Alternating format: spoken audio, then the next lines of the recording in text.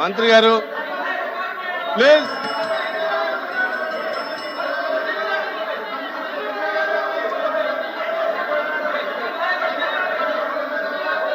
Please please కూర్చోండి. Please please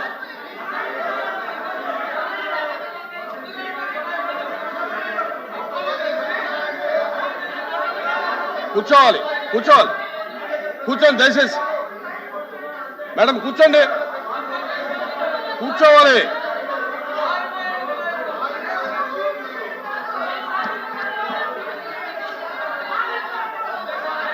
please.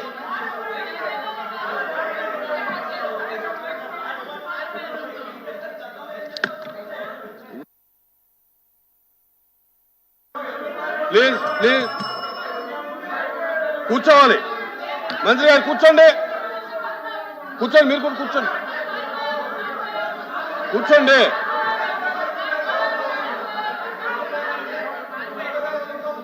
Please కూర్చోండి. Please Rambhupal Reddy గారు కూర్చోండి. కూర్చోండి. కూర్చోండి. రవిబాబు గారు కూర్చోండి. కూర్చోండి. కూర్చోండి. ఇజ్రాయల్ గారు కూర్చోండి. కూర్చోండి. కూర్చోండి. కూర్చోండి. సునాన్ రాజు గారు కూర్చోండి. అప్రెడ్డి గారు కూర్చోండి. అప్రెడ్డి గారు కూర్చోండి. భాషా గారు కూర్చోండి. కూర్చోండి. కూర్చోండి. ఇజ్రాయల్ గారు కూర్చోండి. కూర్చోండి. కూర్చోండి. కూర్చోండి. కూర్చోండి. కూర్చోండి. కూర్చోండి. ఇజ్రాయల్ గారు నా అధ్యక్ష కూర్చోండి. గౌరవ సభ్యులు 2019 నుంచి 24 వరకు చంద్రబాబు నాయుడు గారు పారిపోయారని మీరు అంటున్నారు అధ్యక్ష. మీరు నాకు తెలిసినందుకు మీరు ఎమ్మెల్యే కాదనుకుంటప్పుడు చంద్రబాబు నాయుడు గారు హౌస్కి వచ్చారు. శాసనసభ సాక్షిగా నా తల్లిని అవమానించారు అధ్యక్ష. అది గుర్తుపెట్టుకోండి. మీరు గౌరవ సభతో వస్తున్నారు. మా తల్లిని అవమానించారు. ఈ రోజు మీరు కావాలని పోస్టులు కూడా అక్కడ పెడుతున్నారు. మా తల్లిని అవమానించారు. ఆ రోజు మీకు గుర్తురాదా? ఎన్ని ఎక్కడ అవమానించలేదు సార్, ఎక్కడ అవమానించలేదు. మీరు ఎట్లా మాట్లాడారో. మీరు ఉన్నారా హౌస్ లో? మీరు ఉన్నారా హౌస్ లో? మీరు ఉన్నారా హౌస్ లో? ఆ రోజు కూర్చోండి. మా తల్లిని అవమానించారు. అక్కడ మీరు ఉన్నారా హౌస్ లో? షర్మిల గారిని అవమానిస్తారు, విజయలక్ష్మి గారిని అవమానిస్తారు, మా తల్లిని అవమానిస్తారా? ఏం గుర్తురాదా మీకు? అదే ఒక్క నిమిషం నేను కూడా మాట్లాడచ్చు. గుర్తుపెట్టుకోండి. ఒక్క నిమిషం నేను కూడా మాట్లాడండి. ఏనాడు మేము మాట్లాడలేదు. కూర్చోండి. ఏనాడు జగన్మోహన్ రెడ్డి గారి కుటుంబం గురించి మేము ఏనాడు మాట్లాడాల? నేను ఏనాడు మాట్లాడాల? మా సభ్యులు ఏనాడు మాట్లాడాల? కూర్చోండి. శాసనసభ సాక్షిగా మా తల్లిని అవమానిస్తే కూర్చోమంటారా? కూర్చోమంటారా? 22 వరకు చంద్రబాబు నాయుడు గారు ప్రతిరోజు హౌస్కి వచ్చారు. ప్రతిరోజు హౌస్ నిలబడ్డాడు. సింగిల్ గా నిలబడ్డాడు. సింహంగా గుర్తుపెట్టుకో. సింగిల్ గా నిలబడ్డాడు. పోరాడారు. ఆ రోజు మా తల్లిని అవమానించారు కనుకనే బాధ తట్టుకోలేక సభ బైకాట్ చేసి బయటికి వెళ్ళారు. కానీ ఎమ్మెల్యేలు ఉన్నారు ఇక్కడ. నిమ్మల రామారెడ్డి గారు వెళ్ళారు, స్వామి గారు ఉన్నారు, ఇతర గొట్టపాటి రవి గారు వెళ్ళారు. అది మాకున్న చిత్తశుద్ధి అండి. ఈ రోజు మీ ఎమ్మెల్యేలు ఎందుకు రావట్లేదని అడుగుతున్నా. 10 మంది జగన్మోహన్ రెడ్డి కాకుండా, జగన్మోహన్ రెడ్డి గారు కాకుండా 10 మంది ఉన్నారు, రాలేదు. మా తల్లిని అవమానిస్తే ఏంటి కూర్చోమంటారు? ఇంకా మాట్లాడతాం మేము? మేము మనుషులు కాదా? సొంత తల్లి అవమానించారు సార్ ఆ రోజు. మాడుకున్న కూర్చోమంటారు. అయితే తెలియకుండా ఏదంటే అది మాడితే ఎట్లా అధ్యక్ష? ఎందుకు ఆ రోజు బైకాట్ చేస్తారో మాకు తెలుసు. నేను అక్కడనే కూర్చోండి. కూర్చోండి.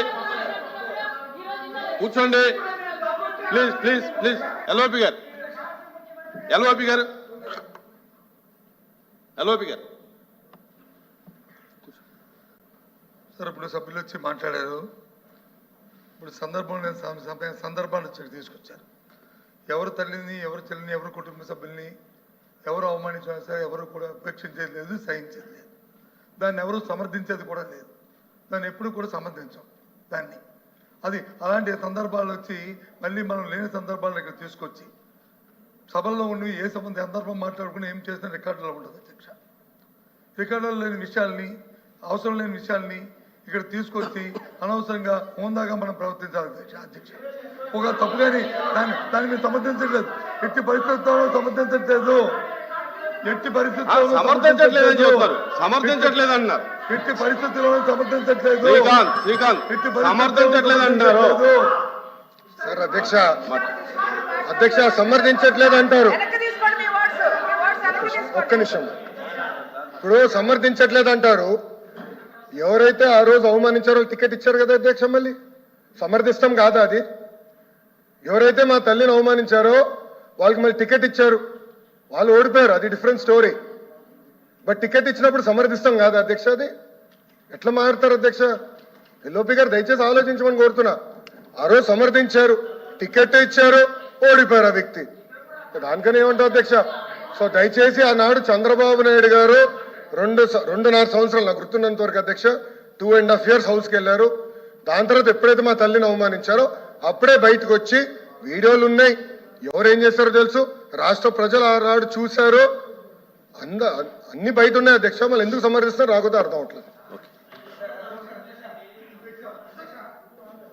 ఒకసారి అధ్యక్ష సార్, ఇప్పుడు బడ్జెట్ మీద చర్చ కొనసాగట్లేదు. ఆరోపణలు అధ్యక్ష, నేను అన్నదాన్ని వాళ్ళు మాట్లాడారు. మా నాయకుడు ఇప్పుడే మా లోకేష్ రావు గారు చెప్పారు, సభలో గౌరవ సభలో అవమానించారు కాబట్టి ఈ సభని గౌరవ సభగా మార్చి ముఖ్యమంత్రిగా వస్తామని సభలో చెప్పి మేము బయటికి వెళ్ళాం అధ్యక్ష. సమాధానం ప్రజలకు చెప్పకుండా వెళ్ళలేదు అధ్యక్ష. రెండోది, బొత్స గారు ఎల్ఓపి గారు 2014-19 ఇదే హౌస్లోకి మాట ఇచ్చారు అధ్యక్ష. ఆ రోజు వాళ్ళ నాయకురాలు గురించి ఎవరైతే వాళ్ళ నాయకుడు ఉన్నాడో తండ్రిని అడ్డం పెట్టుకుని 1,00,000 కోట్లు దోపిడీ చేసిన మాట వారు మాట్లాడింది వాస్తవం, రికార్డ్స్. దయచేసి గతం గురించి వెళ్ళకండి. ఆ కన్నబాబు గారు కూడా, ఆ త్రిమూర్తులు గారు కూడా, ఈ సభ్యులందరూ కూడా 14-19 సభలో విజయాన్ని మాట్లాడింది వాస్తవం కాదా? విజయం మాట్లాడింది వాస్తవం కాదా? అదే విధంగా ఈ రోజు షర్మిల గారిని, సునీత గారిని, విజయలక్ష్మి గారిని మీరు సోషల్ మీడియాలో అవమానించే వాస్తవం కాదా? ఈ రోజున ఇదే సభలో రికార్డ్స్ ఉన్నాయి అధ్యక్ష. మేము ఎవరైతే మహిళలను కించపరిచారో ఆ సభ గురించి మాట్లాడాం, కానీ ఈ రోజు మీరు ఎందుకు సభకు రాలేదు, మీ నాయకుడు ఎందుకు సభకు రాలేదు? కూర్చోండి కూర్చోండి.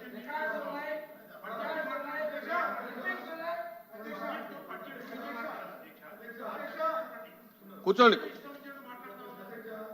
మీరు కూర్చోండి, ఆయన మాట్లాడుతున్నారు కదా, కూర్చోండి. సభని సాంప్రదాయంగా జరుపుకోవాలనేది మా తాలూకా భావన. మేము ప్రజల తరఫున సమస్యను ఇక్కడ ప్రతిబింబించి దానికి ప్రభుత్వం ద్వారా సమాధానం రాబట్టడం అనేది మా బాధ్యత. ఆ బాధ్యత గుర్తరిగి మేము చేస్తున్నాం. ఇందాక లోకేష్ గారు మంత్రి గారు మాట్లాడిన దానికి ఎట్టి పరిస్థితులకు సంబంధించే సమస్య లేదు అని తీవ్రంగా చెప్తున్నాం. అయినప్పటికీ కూడా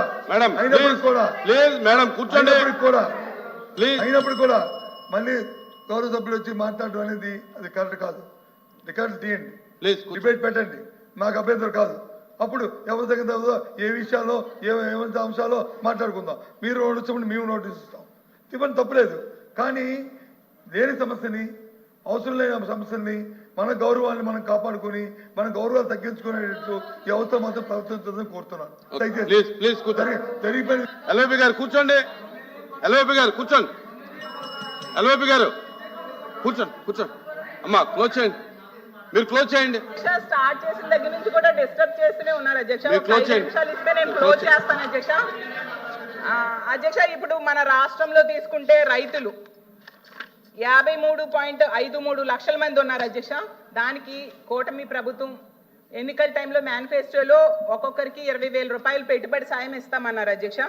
అలా ఇస్తే 10,706 కోట్లు కావాలి అధ్యక్ష. కానీ వ్యవసాయ శాఖ మంత్రి గారు ప్రసంగంలో 4,500 కోట్లు ఇస్తామని చెప్పారు, కానీ బడ్జెట్ కేటాయింపుల్లో మాత్రం 1000 కోట్లు కేటాయించారు అధ్యక్ష. ఈ 1000 కోట్లతో ఈ పథకం ఎలా అమలు చేస్తారో చెప్పండి అధ్యక్ష. రైతులని ఎంత దారుణంగా దగా చేయడం సమంజసమేనా అని అడుగుతున్నాను అధ్యక్ష.